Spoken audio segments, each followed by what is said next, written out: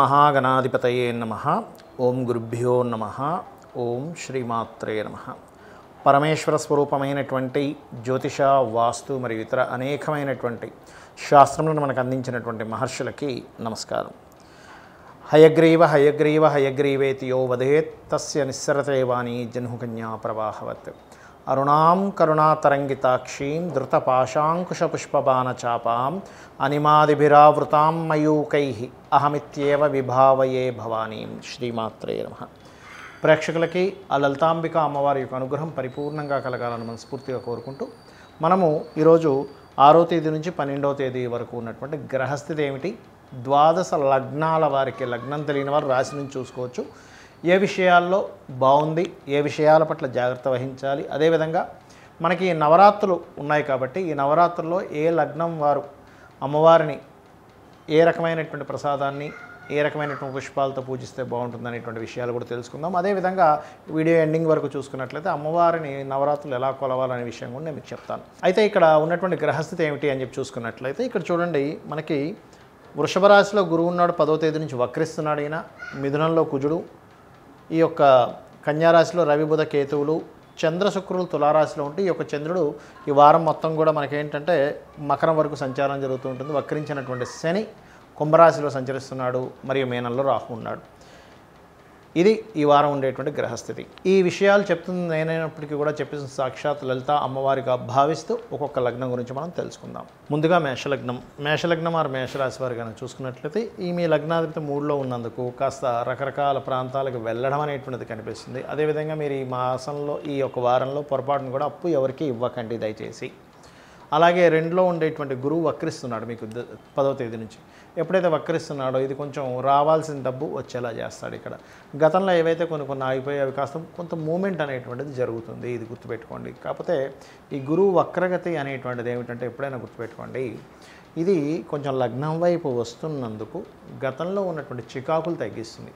అలాగే ఎవరితోనైనా ఏదైనా అగ్రిమెంట్ చేసుకునేటప్పుడు కానీ, ఏదైనా రాతకోతలు చేసేటప్పుడు కానీ 3వ అధిపతి అయినటువంటి బుధుడు కేతువుతో ఉన్నాడు కాబట్టి అగ్రిమెంట్స్ చూసుకొని చేయండి, తొందరపాటు పడి అగ్రిమెంట్స్ చేయకండి.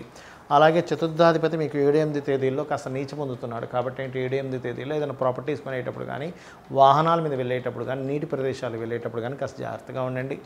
అదేవిధంగా శుక్రుడు మీకు సప్తమంలో ఉన్నందుకు పర్టికులర్గా మీకు ఏంటంటే ఈ యొక్క మనకి 6 నుంచి 12వ తేదీల్లో 6వ తేదీ ప్రత్యేకంగా ఏంటంటే మీ జీవిత భాగస్వామి పేరు మీద ఏదైనా ప్రాపర్టీ తీసుకోవడం కానీ, లేనట్లయితే 6వ తేదీ వాహనం తీసుకోవడం కానీ, మీ యొక్క జీవిత భాగస్వామికి జాబ్ సంబంధించిన విషయంలో ప్రయత్నం చేసినట్లయితే సక్సెస్ అవ్వడము. సర్వసాధారణంగా మేషం వారికి సప్తమ స్థానంలో శుక్రుడు సంచారం జరుగుతుంది కాబట్టి శుక్రుడు ఉన్నప్పుడు ఏంటంటే సర్వసాధారణంగా వివాహ ప్రయత్నాలు ఫలిస్తాయి. సప్తమాధిపతి సప్తమంలో ఉన్నాడు కాబట్టి. అదేవిధంగా కాస్త ఇక్కడ గమనించుకున్నట్లయితే కాస్త ఈ జాబ్ సంబంధించిన విషయంలో సడన్ చేంజెస్ అనేవి చూపిస్తున్నాయి. ఎందుకు అంటే ఈ శని వక్రించి వెనక్కి వెళ్తున్నాడు. అది కాకుండా కుజుడి యొక్క దృష్టి దశమం మీద ఉందంటే శని దశమంలోకి వెళ్తున్నాడు, కుజుడి దృష్టి కూడా దశమం మీద ఉంది. అప్పుడు ఏంటి, ఈ జాబ్ సంబంధించిన విషయంలో స్ట్రెస్ అనేది ఎక్కువగా ఉంటూ ఉంటుంది. ఇది మీరు గమనించాలి. అదేవిధంగా విదేశాలకు వెళ్ళి అక్కడ ఏదైనా జాబ్స్ ప్రయత్నం చేసేటువంటి వారికి అనుకూలిస్తుంది, అందులో ఎటువంటి సందేహం లేదు. కాకపోతే ఇప్పుడు మీకు నవరాత్రుల్లో మీరు ఏం చేయాలి, మేషం వారు చూసుకున్నట్లయితే బిల్వపత్రానికి చక్కగా మీరు చందనం రాసి, ఆ బిల్వపత్రానికి చందనం రాసి అమ్మవారి నామాలతోని శివనామములు మరియు అమ్మవారి నామాలు కలిపి కూడా చేసుకోవచ్చు. కాబట్టి అలా కనుక చేసినట్లయితే అన్ని విధాలా బాగుంటుంది. మరియు మీరు సూర్యభగవాను చూస్తూ ఓం భానుమండల మధ్యస్థ భైరవీ భగమాలిని నమః అనే నామస్మరణ చేయండి. ఇలా కనుక చేసినట్లయితే బాగుంటుంది. మరియు మీరు నిత్యం ఆరాధించాల్సిన దేవతా స్వరూపం కూడా సూర్యభగవాను ఆరాధించాలి. అలా చేయండి. లేదా విష్ణు సహస్రనామాలు వింటూ సూర్యభగవాను యొక్క ఆరాధన చేయండి. గణపతి నామం చదువుతూ కూడా, ఎందుకంటే మీ పంచమాధిపతి రవి బుధకేతువులతో ఉన్నాడు. అలా చేయండి, అన్ని విధాలా మీకు బాగుంటుంది. చాలామందికి నవరాత్రుల్లో పూజ ఏదైతే అమ్మవారికి చేస్తామో దాని యొక్క ఫలితం ఎంత గొప్పది అంటే, ఈ సమయంలో నవరాత్రులు అంటారు. అంటే ఈ నవరాత్రుల్లో అమ్మవారి ఆరాధన మీ పూర్వజన్మల్లో చేసినటువంటి కర్మని పూర్తిగా తొలగిస్తుంది, గుర్తుపెట్టుకోండి. కాకపోతే భక్తి శ్రద్ధలతో చేయాలి.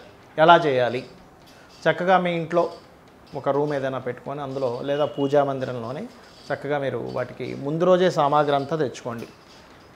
మొత్తం సామాగ్రి ముందు రోజు తెచ్చుకొని పువ్వులు, ఆకులు, మన తమలపాకులు లాంటివి ఏ రోజుకి ఆ రోజు తెచ్చుకోవచ్చు. కాకపోతే పూజా మందిరాన్ని చక్కగా వేప మండలతోని మరియు మామిడాకులతోని అలంకరించుకోవాలట. అలాగే మీరు కలశం పెడితే కనుక 9 రోజులు కలశం పెట్టి చేయాలి. మాకు తెలియదండి అని అనుకునేవారు కలశం పెట్టుకోవాలని రూల్ ఏం లేదు. అమ్మవారి పటం పెట్టుకోవచ్చు, శ్రీచక్రం ఉంటే శ్రీచక్రం కూడా పెట్టుకోవచ్చు. ఇక్కడ ఏంటంటే చక్కగా ఓ పీట పరిచి దాని మీద చక్కగా బియ్యం అది వేసి, వస్త్రం వేసి దాని మీద బియ్యం అది వేసి చక్కగా కలశం పెట్టుకునేటువంటి వారు అందులో గంగా యమున తీర్థ నదులకు సంబంధించిన నీరు కనుక్కున్నట్లయితే వాటిలో వేయడము, లేదంటే ఇంట్లోనే ఉన్నటువంటి చక్కగా మంచినీరు తీసుకొని గంగే చ యమునే చ అనుకుంటూ అందులో వాటర్ వేయడము. అదేవిధంగా అందులో 5 రకాల పత్రాలు వేయమని చెప్తూ ఉంటారు. మనకి మామిడి, అదేవిధంగా జమ్మి, బిల్వము, ఇట్లాంటివి 5 రకాల పత్రాలు, మంచి పత్రాలు వేయాలి. అదేవిధంగా మందార పువ్వులతో అమ్మవారిని ఎక్కువగా అర్చిస్తే మంచిది అనేటువంటి శాస్త్రం. దాంతోపాటు ఒరిజినల్గా అయితే ఇంట్లో ఉండేటువంటి పూజ గదిని మనం చక్కగా ఈ నవరాత్రుల్లో ఆవు పేడతో అలకమని చెప్తారు. ఇప్పుడంతా టైల్స్ వచ్చేసాయి కాబట్టి కనీసం ఆవు పేడ ముద్దైనా సరే పెట్టుకోండి. అదేవిధంగా పూజ 9 రోజులు అయిపోయిన తర్వాత కలశాన్ని దానం చేయాలి. అది ఏ కలశమైనా కానీ. కొంతమంది ఆ కలశంలో నవరత్నాలు, బంగారం వేస్తారు. వాటిని దానం చేయాల్సిన అవసరం లేదు. కలశం మాత్రం ఖచ్చితంగా దానం చేయాలి. అది వెండైనా, ఇత్తడైనా, రాగైనా, ఏదైనా బంగారం అయినా కూడా. అదేవిధంగా మొదటి రోజు రుక్విత్తుల్ని పిలుచుకొని ఒకళ్ళని కానీ, ముగ్గురిని కానీ, 5గురిని కానీ పిలిపించుకొని మీరు ఏం చేస్తారంటే చక్కగా వారి చేత వారికి దీక్షా వస్త్రాలు అది ఇచ్చి వారి చేత ఈ నవరాత్రులు కూడా మన పారాయణాలు అంటే చూడండి, అమ్మవారికి సంబంధించినటువంటివి ఏవైతే మనకి చండీ పారాయణం ఉంటుందో, దేవి భాగవతం ఉంటుందో, ఇట్లాంటివి చేయించుకోమని చెప్తుంది శాస్త్రం. అదేవిధంగా చాలామంది ఏంటంటే ఏ రోజు ఏ వస్త్రం కట్టాలి ఇవన్నీ శాస్త్రాలు ఎక్కడా లేవు. వాళ్ళ భక్తిని కొద్దీ వాళ్ళకు ఉండేటువంటి వాళ్ళ ప్రాంతంలో ఉండేటువంటి ఆచార వ్యవహారాలను బట్టి చేస్తూ ఉంటారు. అదేవిధంగా మీకు ఏదైనా సరే బాగా గురుబలం తక్కువగా ఉందనుకునేటువంటి వారు పులిహోర ఎక్కువగా నైవేద్యం పెట్టండి.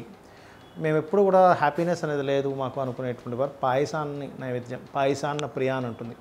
అలాగే గురుబలం పెరగడానికి నెయ్యితో చేసినటువంటి అన్నాన్ని కూడా పెట్టమని చెప్తుంది. అదేవిధంగా మనకి అమావాస్య తర్వాత రోజు ఇది వస్తుంది కాబట్టి అమావాస్య రోజు మధ్యాహ్నం పూట ఆవు నెయ్యి కలిపినటువంటి అన్నాన్ని భుజించాలని చెప్తుంది శాస్త్రం, సాధకుడు ఎవరైతే ఉంటారో. అదేవిధంగా రాత్రి సమయంలో పలహారం తీసుకోవాలి. అమావాస్య రోజు నెక్స్ట్ డే మనం స్టార్ట్ చేస్తున్నాం కాబట్టి. కానీ రాత్రిపూట అమావాస్య నైట్ మాత్రం అన్నం తినరాదు.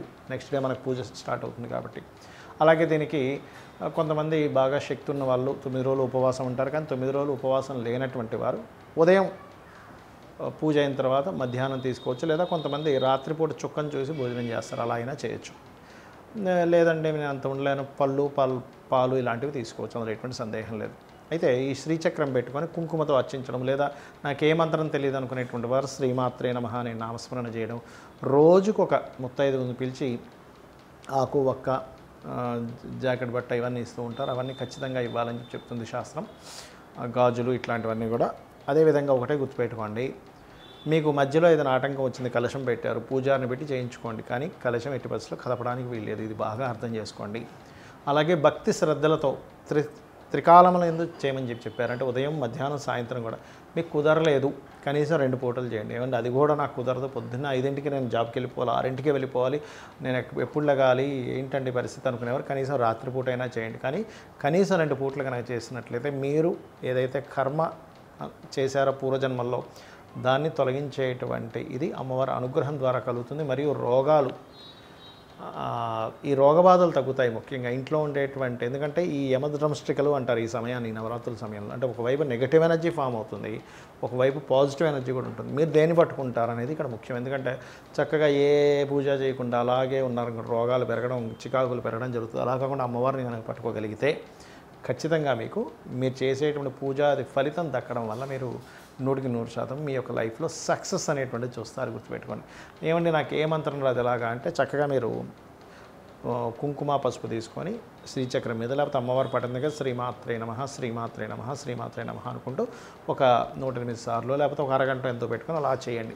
లేదా లలితాసహస్రనామాలు మీకు చదవడం రాదు, చక్కగా యూట్యూబ్లో మనకు ప్లే అవుతుంటాయి.